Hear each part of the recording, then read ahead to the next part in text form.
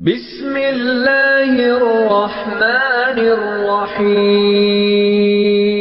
بسم اللہ الرحمن الرحیم نحمده ونصلی علی رسوله الکریم اما بعد۔ اعتکاف کے مسائل چل رہے ہیں۔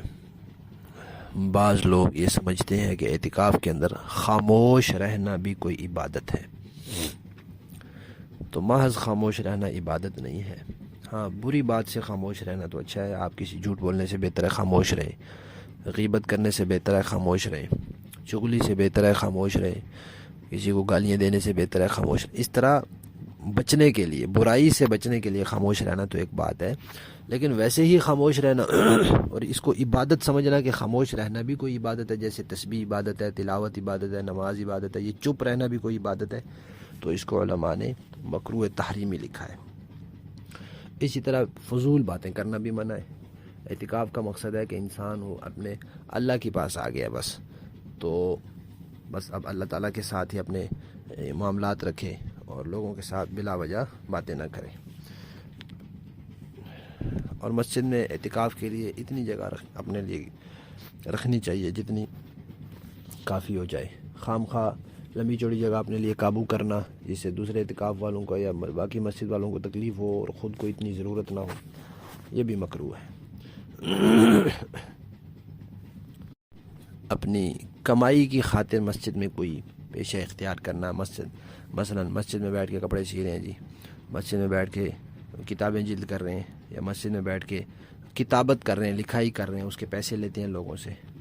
تو مسجد میں بیٹھ کے کسی کو جی 9ویں 10ویں کی تیاری کرا رہے ہیں، اس طرح کوئی بھی کام جو پیسے لے کے کرتے ہیں اجرت پر، یہ منع ہے۔ آپ اعتکاف کے لیے آئے ہیں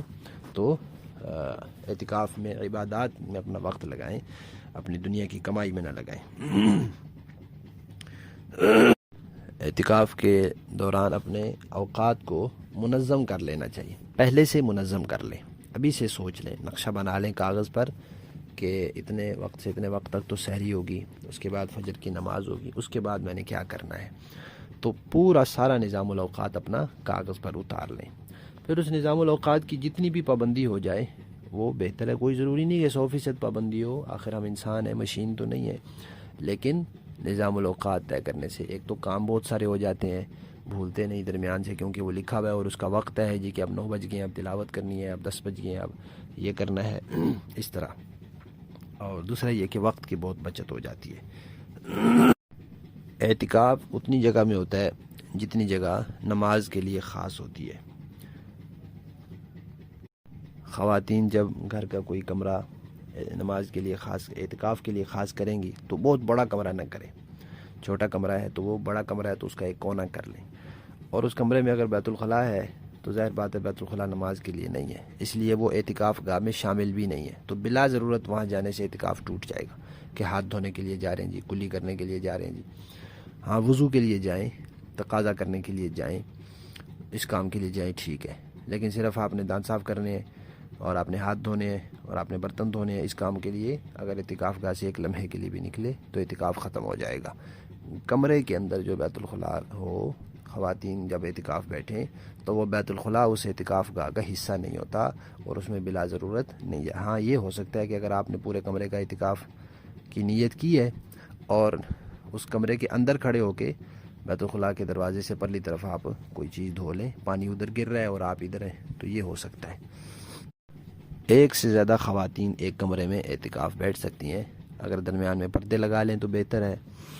ضرورت کے وقت وہ پردہ اٹھایا بھی جا سکتا ہے کہ افطاری اکٹھی کرنی ہے، سحری اکٹھی کرنی ہے، ایک دوسرے کو قرآن پاک سنانا ہے یا دینی کتاب کوئی سنانی ہے، تو وہ اس وقت میں پردہ اٹھا لیں، یہ دونوں ایک طرف آ جائے۔ اگر بغیر پردے کے بھی اعتکاف بیٹھیں تو ٹھیک ہے، اعتکاف ہو جائے گا۔ خواتین کے لیے مسجد جا کر اعتکاف بیٹھنا ٹھیک نہیں ہے، اپنے گھر میں اعتکاف بیٹھیں۔ شادی شدہ عورت اپنے خاوند کی اجازت لے کر اعتکاف بیٹھے، خاوند کی اجازت کے بغیر نہ بیٹھیں، اس کے لیے ضروری ہے کہ اجازت لیں۔ ہاں خاوند نے ایک دفعہ اجازت دے دی کہ ٹھیک ہے اب اعتکاف بیٹھ گیا، وہ کہتا ہے اعتکاف ختم کرو، تو اب اس کو سمجھا دیں نرمی سے کہ اس طرح عبادت شروع کر کے اس کو خراب نہیں کیا جاتا، تو اب ذرا اعتکاف پورا کرنے دیں، تو پھر وہ بے شک کہتا رہے، اس کی تعمیل ضروری نہیں ہے، لیکن پہلی دفعہ اجازت لینا ضروری ہے۔